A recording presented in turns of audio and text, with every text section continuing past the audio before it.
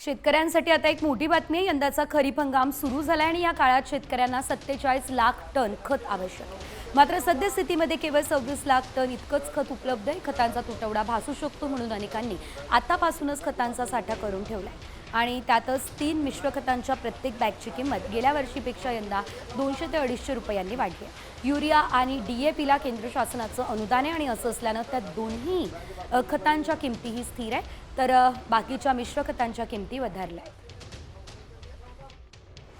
तर खताचा प्रकार आपण पाहतोय आणि आधीच्या खताची किंमत 1450 रुपये होती, ती आता 1750 रुपये। 12-32-16 या खताची आधी किंमत 1450 होती, ती 1750।